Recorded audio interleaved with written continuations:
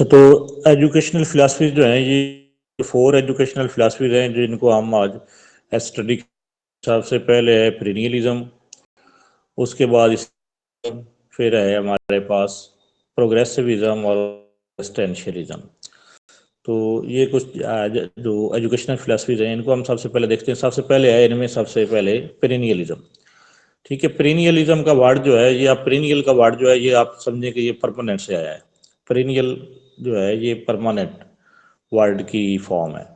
तो इसका वो चीज़ें जो परमानेंट हो हम बच्चे को वो नॉलेज देते हैं कि कुछ जो पहले मैंने कैरेक्टरिस्टिक लिखी हुई हैं वो देख लें कि education is preparation of life. अच्छा, ये जो है ना education is preparation of life, तो ये यहाँ से अक्सर एक एमसीक्यू जो है ना वो पेपर में आता है। एक तो ये आता है कि education is preparation of life, ये किस फिलासफी का स्लोगन है करती है। तो इसका तो आपने आंसर देना है कि पेरेनियलिज्म है। इससे एक मिलती जुलती टर्म जो यूज होती है पेपर में वो है कि education is life itself not a preparation of life. तो अगर आ जाए कि education is life itself not a preparation of life तो फिर आएगा प्रोग्रेसिविज्म। और अगर ये आए कि education is preparation of life तो फिर वो पेरेनियलिज्म होगा। अच्छा, उसके बाद सेकंड पॉइंट है कि human beings are same. Sir इस पॉइंट को दोबारा रिपीट कीजिएगा सर। ठीक है, मैंने ये कहा कि ये जो पेरेनियलिज्म कहते हैं कि education is preparation of life, जो है ये जिंदगी की एक प्रिपरेशन है, जिंदगी की तैयारी है। ठीक है, जबकि जो है ना हम आगे जाके पढ़ेंगे जो एजुकेशनल फिलासफी जो प्रैग्मेटिज्म की यहाँ पे एक एजुकेशन है, तो वो उसमें ये कहा जाता है कि education not a preparation of life, कि जो एजु तो अगर ये स्टेटमेंट हो कि education is life itself not a preparation of life, तो वो फिर आएगा उसमें आंसर जो होगा वो होगा प्रोग्रेसिविज्म। और education is preparation of life हो तो इसका आंसर होगा पेरेनियलिज्म। ठीक है, human beings are same should education be same. Perennialism वाले कहते हैं कि चूंकि तमाम इंसान जो हैं वो एक जैसे हैं, सेम हैं। ठीक है, तो उनके लिए एजुकेशन भी सेम होनी चाहिए। ठीक है, चाहे वो दुनिया के किसी इलाके में रहते हों, किसी खित्ते में रहते हों, किसी ज़माने में रहते हों, लेकिन चूंकि वो इंसान है इसलिए सारे इंसानों की एजुकेशन जो है वो सेम होती है। ठीक है, परमानेंट का वर्ड आ गया ना इसमें कि हमने बच्चों को वो चीज़ें पढ़ानी है जो परमानेंट हो, किसी खास इलाके के लिए ना हो या किसी खास ज़माने के लिए ना हो, बल्कि सारे इंसानों के लिए हो। ठीक है, और थर्ड इसमें है कि परमानेंट नॉलेज, कि आपने बच्चे को जो नॉलेज देना है वो परमानेंट हो। ये ना हो कि वो 6 महीने बाद या साल बाद जो है वो चीज़ें आउटडेटेड हो जाएं या जो है वो चेंज हो जाए। तो ऐसी चीज़ें बच्चे को दें, ऐसा नॉलेज बच्चे को दें जो कि परमानेंट हो। सर मतलब इसका कि इसमें जो है ना वो फ्लेक्सिबिलिटी नहीं होगी, यानी कंजर्वेशन होगी इसमें। हाँ बिल्कुल, आप ऐसे ही कह सकते हैं। ये जो हमारी दोनों फिलासफीज है ना, आइडियलिज्म और रियलिज्म, असल में जो पेरेनियलिज्म है इसकी रूट्स जो हैं वो आइडियलिज्म और रियलिज्म दोनों फिलासफीज के अंदर है। ठीक है, तो वो दोनों चूंकि एक हमने पढ़ा है उनको, आइडियलिज्म को भी और रियलिज्म को भी, कि वो ट्रेडिशनल फिलासफीज हैं। ठीक है, तो ये उन्हीं से ज़्यादा असर ले रही है, तो इस तरह से ये भी एक किस्म की ट्रेडिशनल फिलासफी है,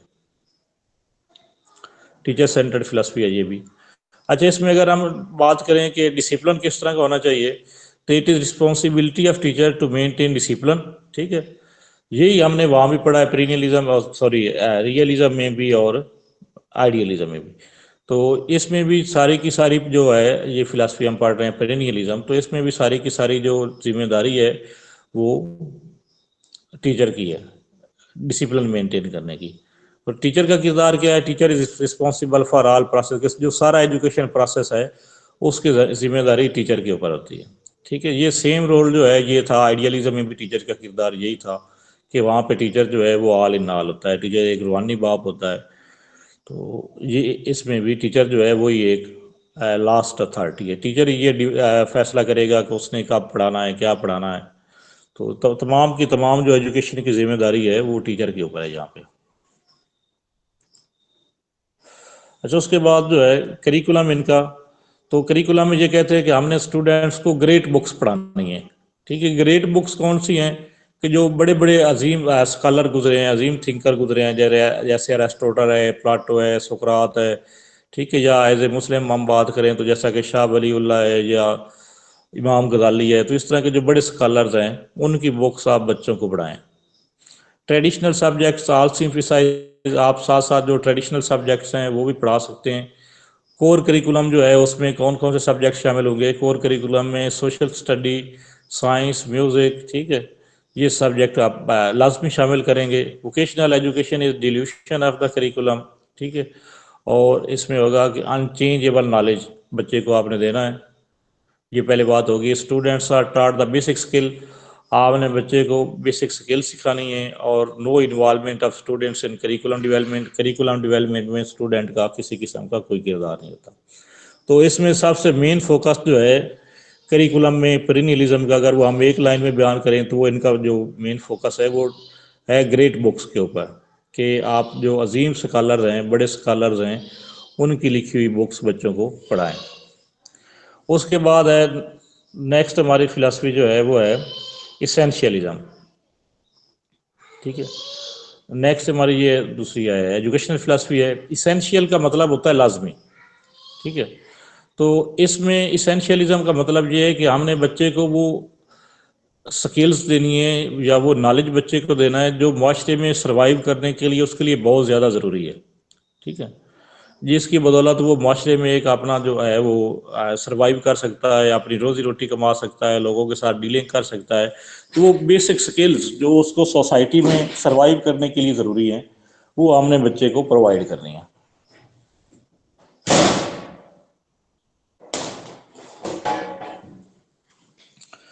अच्छा, it means ideas and skills basic to culture should be taught. तो किसी भी मतलब इलाके के कल्चर के लिहाज से जो बेसिक स्किल्स बनती हैं, जो बेसिक आइडियाज बनते हैं वो बच्चों को सिखाने हैं हमने।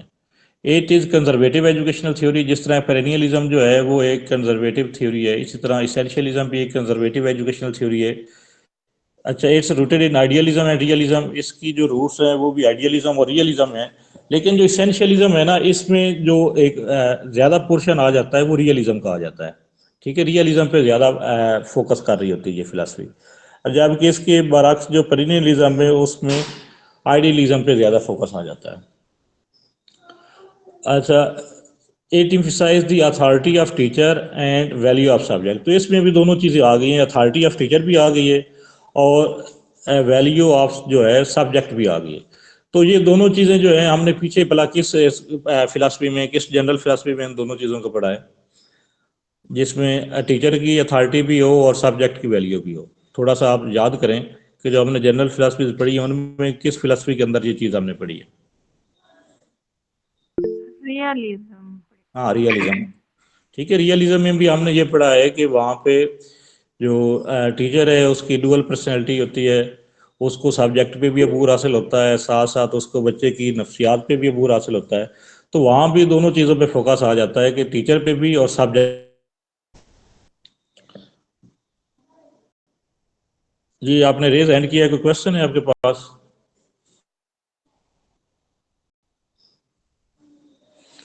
अच्छा, तो वही चीज़ इसमें भी है, ठीक है। 18 teacher and the value of subject, William Bagley the founder of it, William Bagley जो है वो इस फिला फाउंडर है।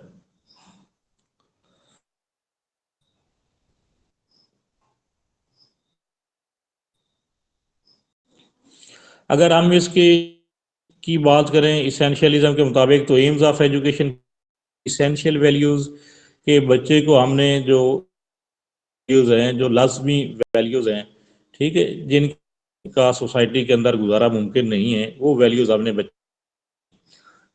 दूसरा इसमें फोकस आ जाता है कल्चरल नॉलेज के ऊपर, transmitting the intellectual knowledge and moral values, ठीक है। तो अब ये चीज़ें जो हैं कल्चरल नॉलेज जो हैं, इन पे कौन सी फिलासफी ज़्यादा फोकस करती थी? जनरल फिलासफी, वो थी आइडियलिज्म। तो इसीलिए इसकी जो पहले मैंने लिखा ना कि इसके जो रूट्स हैं वो दोनों फिलासफी के अंदर हैं, आइडियलिज्म में भी और रियलिज्म में भी, ठीक है। जो हमने पढ़ा था उसका सिलेबस भी पढ़ा था, उसमें आइडियलिज्म में उसमें भी था कि आपने कल्चरल ट्रांसमिशन जो है वो भी ज़रूरी है मॉरल वैल्यू के साथ साथ, तो वो चीज़ इस फिलासफी में भी है।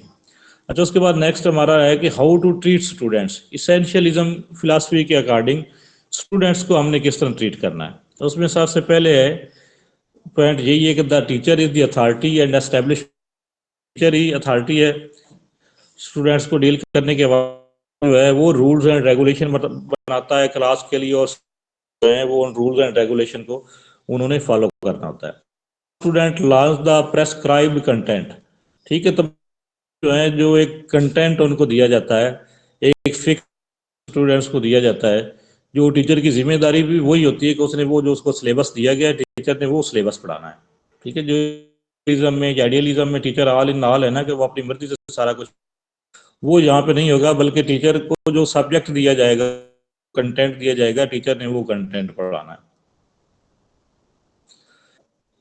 The job of the students is to listen. Students का काम क्या है कि उन्होंने जो टीचर उनको पढ़ा रहा है और उसको ऐसे समझने की कोशिश करें, सीखें। तो इसमें स्टूडेंट्स जो हैं वो पैसिव होते हैं, टीचर जो है वो एक्टिव। इसको नंबर 4 पे जो पॉइंट मैंने लिखा हुआ है वो है पैसिव लर्निंग।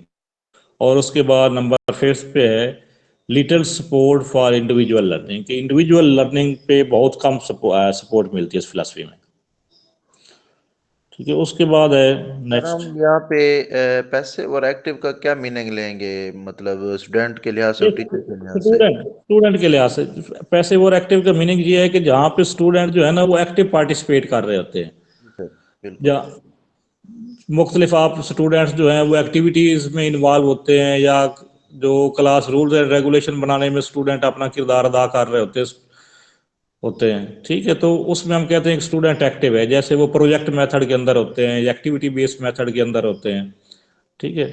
जबकि वो मेथड जिनके अंदर स्टूडेंट जो है वो सिर्फ सुन रहे होते हैं, ठीक है, बैठ के, उनका अपना किरदार उसमें नहीं होता, जैसा कि लेक्चर मेथड हो सकता है या डिमॉन्स्ट्रेशन मेथड होता है। तो ऐसे मेथड जिनके अंदर टीचर सिर्फ काम कर रहा होता है, स्टूडेंट जो है वो सिर्फ उसको सुन रहे होते हैं, समझ रहे होते हैं, तो वहाँ पे उस स्टूडेंट का किरदार जो है वो पैसे होता है। ओके सर, शुक्रिया।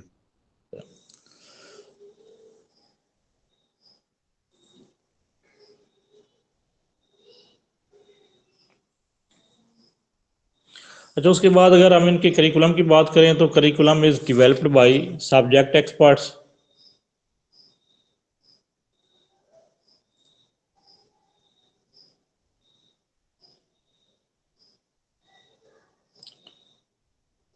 कि करिकुलम कौन डिवेल्प करता है। अच्छा, इससे पीछे जो हमने पढ़ी है ना पेरिनियलिज्म फिलासफी, वहाँ पे था कि teacher he all in all है, टीचर ही करिकुलम डिवेल्प टीचर ही करता है। तो यहाँ पे जो है फिलासफी ये इसेंशियलिज्म, इसमें जो करिकुलम डिवेल्प करता है वो सब्जेक्ट एक्सपर्ट करिकुलम डिवेल्प करते हैं, ठीक है। और इसके अंदर जो फोकस मेन किया जाता है इसेंशियलिज्म में वो होता है रीडिंग राइटिंग और अरेथमेटिक पे। ये बेसिक स्किल्स है ना एजुकेशन में, रीडिंग राइटिंग और मैथमेटिक्स या अरेथमेटिक जिसको हम कहते हैं, तो उन पे ज़्यादा फोकस होता है। Focus on what is learn not how to learn, ठीक है। इसमें फोकस इस बात पे किया जाता है करिकुलम बनाते वक्त कि बच्चों को हमने क्या सिखाना है, कौन कौन सी स्किल्स जो हैं वो हमने बच्चों को देनी है। इस बात के ऊपर फोकस नहीं होता कि बच्चे उन स्किल्स को किस तरह सीखेंगे। मतलब यहाँ पे कंटेंट तो दिया जा रहा है कि ये कंटेंट है आपके पास, आपने स्टूडेंट्स को ये पढ़ाना है, साथ जो टीचिंग मेथड आपने कौन सा अप्लाई करना है। तो उस हवाले से यहाँ पे ये फिलासफी जो है वो गाइड नहीं कर रही कि बच्चे सीखेंगे किस तरह, तो वो आगे टीचर की जिम्मेदारी है कि उसने बच्चों को किस तरह सिखाना है, ठीक है। कंटेंट जो है वो प्रोवाइड किया जाएगा। Art and humanities are less emphasised. Art और ह्यूमैनिटीज सब्जेक्ट जो हैं वो उन पे कम फोकस किया जाता है। ये चीज़ हमने उसमें भी पढ़ी थी, रियलिज्म में भी, उसमें भी आर्ट और ह्यूमैनिटीज पे कम फोकस था। कंप्यूटर लिटरेसी इज इम्पॉर्टेंट, ठीक है, क्योंकि इसेंशियल सब्जेक्ट है ना आज के दौर में। कंप्यूटर लिटरेसी जो है वो एक सर्वाइव करने के लिए भी ज़रूरी चीज़ है, तो उसीलिए उसको भी इसमें इस फिलासफी में शामिल किया जाता है। Vocational education is not encouraged. Vocational education को इनकरेज, इस पॉइंट पे ना मुझे थोड़ा सा डाउट हो रहा है, इसको बाद में मैं सर्च कर लूँगा कि ये इस फिलासफी में आ सकता है या नहीं आ सकता। सर इसमें वो टेक्नोलॉजी भी आ सकती है, टेक्नोलॉजी ट्रेडिशनल तो ये होगी इसमें। टेक्नोलॉजी तो सारी इसमें आ सकती है ना, वो टेक्नोलॉजी जो मुआशरे के लिए ज़रूरी है, ठीक है।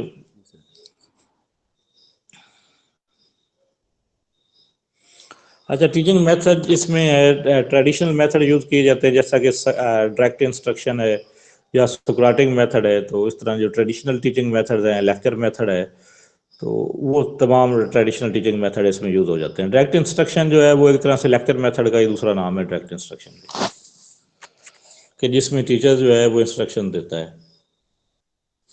तो उसके बाद जो थर्ड फिलासफी है हमारे पास वो है प्रोग्रेसिविज्म। प्रोग्रेसिविज्म क्या है? प्रोग्रेसिविज्म जो है ये जो हमारी पीछे हमने जनरल फिलासफी पढ़ी है प्रैग्मेटिज्म, तो ये प्रैग्मेटिज्म की जो जब प्रैग्मेटिज्म को जब हम एजुकेशन में उसकी इम्प्लीकेशन करते हैं तो उसको हम प्रोग्रेसिविज्म कह लेते हैं। तो ये सारी सेम टू सेम जो है उसी से आप कह लें कि कॉपी पेस्ट है सारी फिलासफी प्रैग्मेटिज्म से। लेकिन प्रैग्मेटिज्म जो है वो एक जनरल फिलासफी है और प्रोग्रेसिविज्म जो है वो एक एजुकेशनल फिलासफी है। तो प्रोग्रेसिविज्म में क्या, जो सबसे पहला पॉइंट मैंने ऐड किया हुआ है वो है create problem solving skill using scientific method. के प्रोग्रेसिविज्म में एजुकेशन का काम क्या होता है कि बच्चे के अंदर प्रॉब्लम सॉल्विंग स्किल पैदा करना साइंटिफिक मेथड को यूज करते हुए। ठीक है, प्रॉब्लम सॉल्विंग स्किल क्या है कि आप बच्चे को प्रॉब्लम जो है वो सॉल्व करके नहीं देते, बल्कि बच्चे को आप इस काबिल बनाते हैं कि वो अपनी प्रॉब्लम्स जो है वो खुद से सॉल्व करे। तो टीचर का काम जो है ना वो सिर्फ बच्चे को गाइड करना होता है, उसको फैसिलिटेट करना होता है। बाकी सारी लर्निंग जो है वो बच्चे ने खुद करनी होती है। इसके अंदर लर्निंग करना जो है वो टीचर की जिम्मेदारी नहीं है, वो बच्चे की जिम्मेदारी है। टीचर का काम है उसको सही रास्ता दिखाना, उसको गाइड करना कि उसने काम किस तरह करना है। अच्छा, उसके बाद है कि provide freedom to the students. Students को ये फिलासफी प्रोग्रेसिविज्म जो है वो मैक्सिमम फ्रीडम प्रोवाइड करती है। फ्रीडम का मतलब ये है कि बच्चे जो हैं वो उनकी जो पसंद नापसंद होती है उसको अहमियत दी जाती है क्लास के अंदर कि क्या पढ़ना है, कब पढ़ना है। ठीक है, इसमें भी बच्चे की मर्जी शामिल होगी। आप ऐसा टीचिंग मेथड अप्लाई करेंगे जिसमें बच्चे जो है वो थोड़ा सा फ्रीडम फील करें, बच्चे जो है वो बोर ना हो। इस तरह की जैसे कोई एक्टिविटी बेस्ड मेथड जो है वो आप यूज़ करेंगे पढ़ाते हुए। और थर्ड पॉइंट इसमें है teaching learner how to think not what to think. तो यहाँ पे टीचर का किरदार क्या है कि उसने बच्चे को ये सिखाना है कि हाउ टू थिंक, ठीक है, कि सोचना कैसे है, आगे सोचना क्या है, ये बच्चे की जिम्मेदारी है। तो यहाँ पे ना इसमें थोड़ी सी उसकी उल्ट बात है इसेंशियलिज्म में। वहाँ पे ये था कि इसेंशियलिज्म जो है वो प्रोवाइड कर रही थी कि बच्चे को आपने पढ़ाना क्या है, कैसे पढ़ाना है, उसका फोकस नहीं था उस फिलासफी में का इसेंशियलिज्म। तो यहाँ पे है कि बच्चे को आपने ट्रेंड करना है कि उसने अपनी प्रॉब्लम सॉल्व किस तरह करनी है, किस तरह बच्चे ने सुनना है, सोचना किस तरह है, आगे बच्चे के लिए सोचना क्या है। ठीक है, उस पे आपका ये फिलासफी जो है उस पे फोकस नहीं करती। उसमें हर बच्चा जो आप ये कह सकते हैं कि वो आज़ाद है सोचने के लिहाज से। आपने स्टूडेंट्स को किस तरह ट्रीट करना है इस फिलासफी के according, deal children with value and dignity. बच्चों को आपने उनकी जो इज़्ज़त नफ्स है या वक़ार है उसके मुताबिक बच्चों को डील करना है। किसी बच्चे को आप उनकी इज़्ज़त नफ्स मजरू नहीं कर सकते। ठीक है, उसके बाद है students should be allowed to develop naturally. एक नेचुरल डिवेलपमेंट होती है स्टूडेंट्स की। The role of teacher is to guide student in investigation. Teacher का किरदार होता है कि वो स्टूडेंट्स को गाइड करे इन्वेस्टिगेशन के अंदर। ठीक है, मतलब स्टूडेंट्स जो है वो खुद से प्रॉब्लम सॉल्व करें, खुद से चीज़ों की इन्वेस्टिगेट करें, उसको ये फिलासफी इनक्रेज करती है। ठीक है, टीचर जो है उसका काम उनको एक थोड़ी सी हेल्प देना है, बताना है कि आपने किस तरह काम करना है, आगे स्टूडेंट्स जो है वो खुद सारा काम करें। Learners are active and self motivated. तो इसमें हम कह सकते हैं कि लर्नर्स जो है वो एक्टिव होते हैं और सेल्फ मोटिवेटेड होते हैं। सेल्फ मोटिवेटेड का मतलब होता है कि वो उनके अंदर खुद चीज़ को सीखने की लगन होती है, खुद वो चीज़ों को सीख रहे होते हैं। उसके बाद है कि व्हाट इज टॉट, पढ़ाना क्या है बच्चे को आपने, मतलब करिकुलम क्या होगा इस फिलासफी के according. Knowledge is temporary not permanent. तो ये फिलॉसफी कहती है कि नॉलेज जो है वो टेम्परेरी होता है, कोई नॉलेज जो है वो परमानेंट नहीं होता, नॉलेज वक्त के साथ साथ, इलाके के साथ साथ, ठीक है, चेंज होता रहता है। इससे पहले जो हमने पढ़ा है पेरेनियलिज्म में, पेरेनियलिज्म वाले कहते हैं कि नॉलेज आपने बच्चे को वो देना है जो परमानेंट हो, ठीक है। तो यहाँ पे ये फिलॉसफी उसको अपोज कर रही है, प्रोग्रेसिविज्म।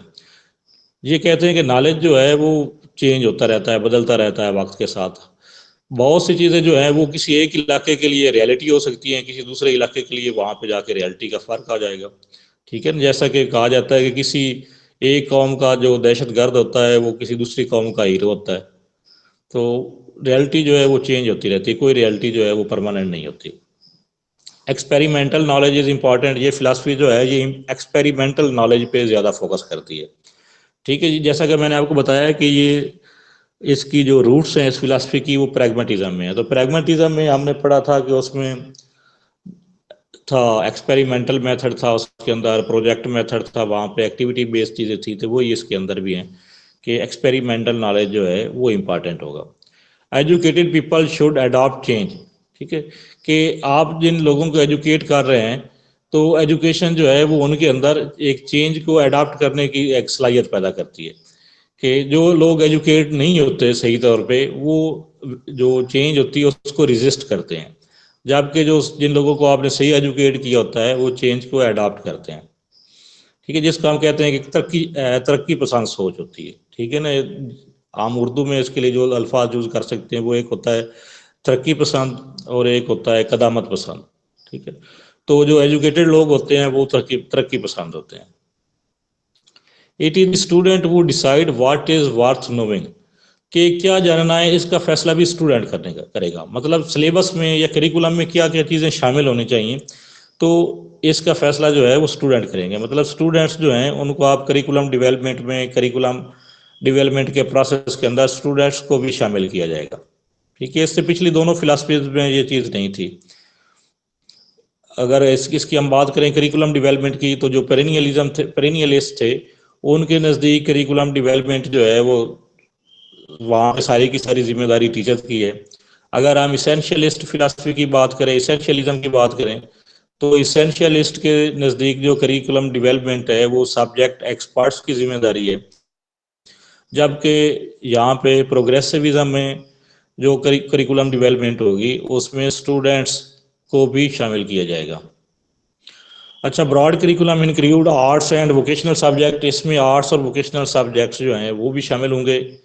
Topics are learn through meaningful experience, ठीक है, कि बच्चे को आपने जो चीज़ सिखानी है वो उसको मीनिंगफुल एक्सपीरियंस से सिखाएं। मतलब ये है कि बच्चे को सिर्फ रट्टा ना लगवाएं, या एक जो रूट मेमोराइजेशन होती है, सिर्फ आपने क्लासरूम में बैठ के बच्चे को लेक्चर दे दिया, तो उसकी बजाय उसको खुद एक एक्सपीरियंस दें।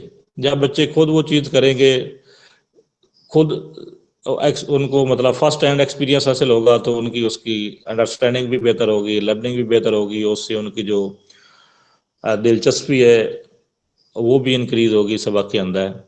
Integrated curriculum includes students interest, तो इसमें करिकुलम जो है वो एक तो इंटीग्रेटेड होता है। इंटीग्रेटेड करिकुलम पे हम पहले भी डिस्कस कर चुके हैं कि ये क्या होता है इंटीग्रेटेड करिकुलम।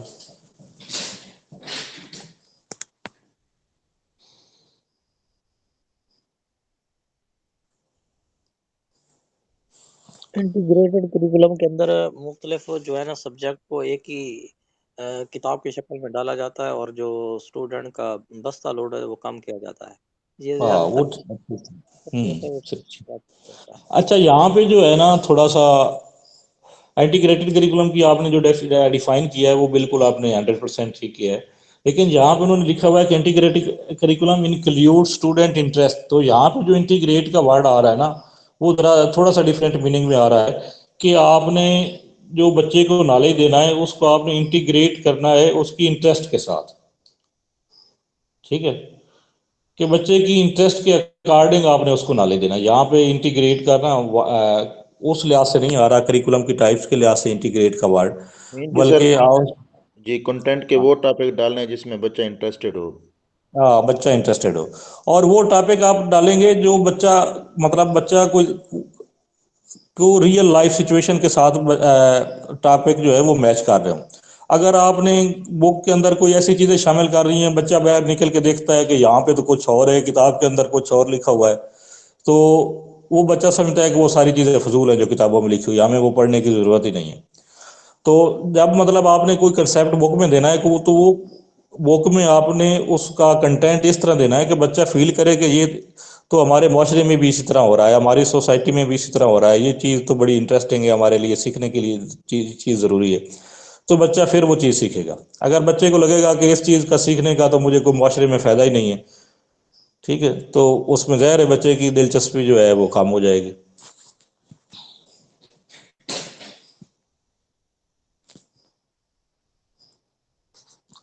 अगर हम टीचर के किरदार की बात करें इस फिलॉसफी के अंदर, प्रोग्रेसिविज्म के अंदर, तो stimulating and guiding student interest, student teacher का काम क्या होता है कि स्टूडेंट्स को गाइड करना, उनको स्टिमुलेट करना। स्टिमुलेट का मतलब होगा उनको मोटिवेट करना, उनके अंदर एक सीखने का जज्बा पैदा करना।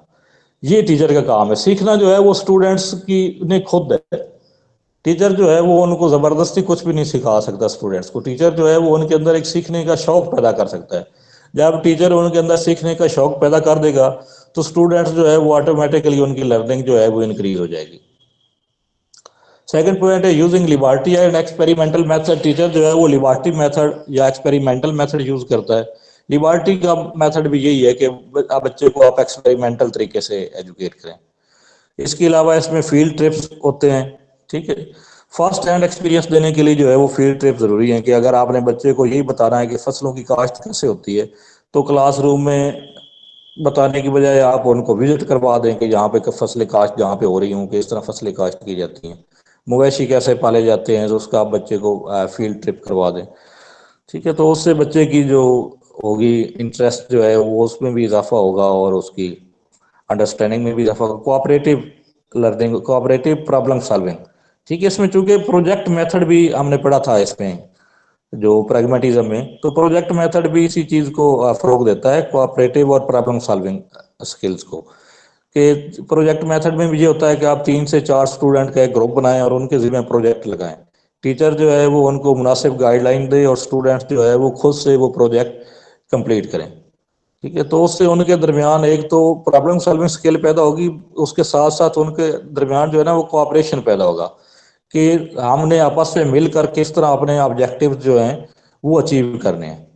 तो जहाँ पे अगर आप एक रट्टा सिस्टम जब हम क्लास में लगवाते हैं तो वहाँ पे स्टूडेंट्स जो है ना उनके अंदर एक मुकाबले की फिजा पैदा होती है, एक दूसरे को नीचा दिखाने की फिजा पैदा होती है, जबकि इसके बरक्स जब वो प्रोजेक्ट में एक दूसरे के साथ मिल के काम करते हैं तो उससे उनके दरमियान एक कोऑपरेशन की फिजा जो है वो पैदा होती है, ठीक है। इसके अलावा इसमें है सिमुलेशन मेथड। सिमुलेशन मेथड क्या होता है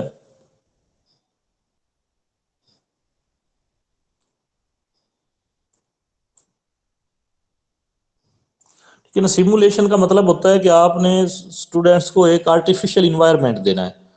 बहुत सी चीजें जो है ना वो आप वहां पे फर्स्ट एक्सपीरियंस आप बच्चे को नहीं दे सकते, ठीक है ना। जैसे कुछ एग्जांपल तो मैंने दी है कि आप फील्ड ट्रिप्स के साथ कुछ चीजें बच्चे को सिखा सकते हैं, कुछ चीजों के लिए आप लेबॉर्टरी अप्रोच कर सकते हैं, कुछ के लिए आप जो है वो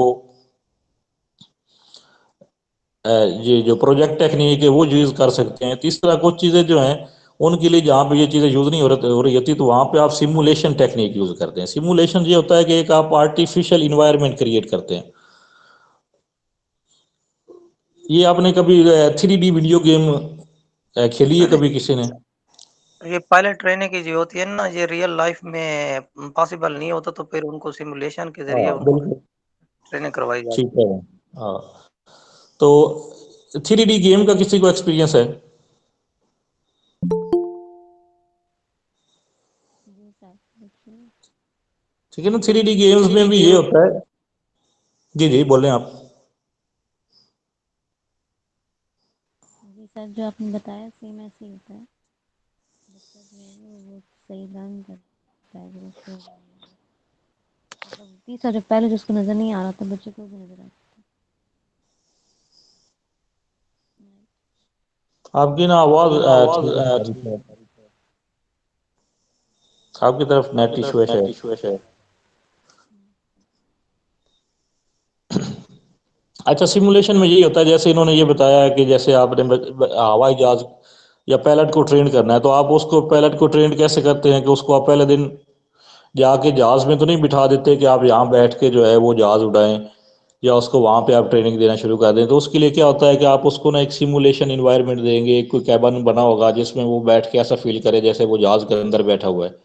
ठीक है, इसमें जो मैंने एक बार एक यहाँ पे एक 3D वीडियो गेम वहाँ पे मैं गया था, तो उसमें क्या होता है कि वो आपको ना एक चेयर पे बिठा देते हैं, वो एक रेलगाड़ी चलाने वाली कोई गेम थी। ठीक है, आप चेयर पे बैठ जाते हैं, सामने आपके बड़ी सारी स्क्रीन लगी हुई है, आगे वो बटन वगैरह लगे हुए हैं। ठीक है, आपको ग्लासेस पहना दिए जाते हैं, और उसके बाद वो आप ट्रेन को चलाना शुरू कर देते हैं। ट्रेन जब वो पहाड़ों से गुजरती है तो आपको मतलब वो आपकी कुर्सी भी आगे से ना थोड़ी सी ऊंची हो जाती है, आपको लगता है कि आप चढ़ाई की तरफ जा रहे हैं। इस तरह जब वो आपके वहाँ के बादलों के दरमियान से ट्रेन गुजरती है तो आपके ऊपर उन्होंने ऊपर सिस्टम लगाया होता है, आपके ऊपर वो बारिश से भी आपको पड़ती है, महसूस होती है। मतलब वो आप ऐसे फील करते हैं जैसे आप वाकई इसकी ड्राइविंग कर रहे हैं। तो वो एक सिमुलेशन इफेक्ट होता है।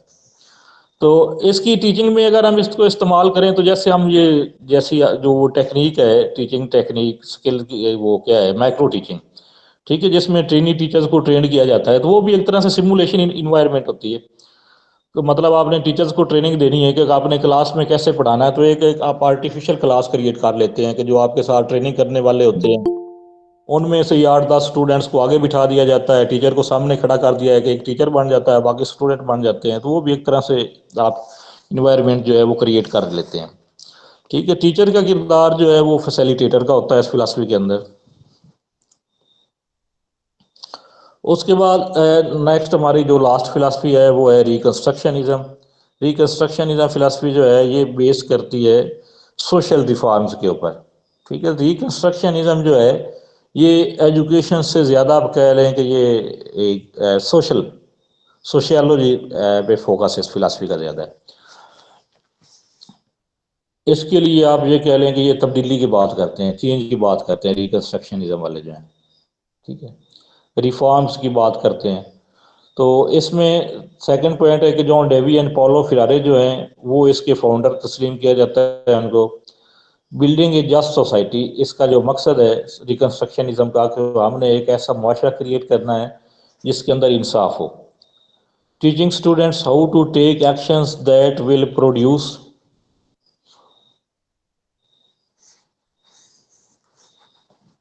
अ better world.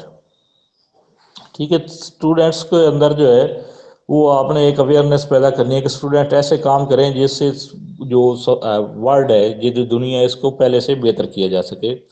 Protests are indicators of successful schools program. जो एहतजाज हैं इस फिलासफी के अकॉर्डिंग, अगर क्या आप माशरे में एहतजाज हो रहा है, लोग जो है वो जलसे जुलूस कर रहे हैं, एहतजाज कर रहे हैं, तो इसका मतलब है आपका एजुकेशन सिस्टम ठीक सीमत में जा रहा है। ठीक है ना, कैसे ठीक सीमत पे जा रहा है कि जो एजुकेशन है ना वो लोगों को ये सिखाती है कि आपने अपने राइट्स के लिए आवाज़ किस तरह बुलंद करनी है, आपने कोई इनजस्टिस हो रही हो तो उसके खिलाफ किस तरह आवाज़ बुलंद करनी है।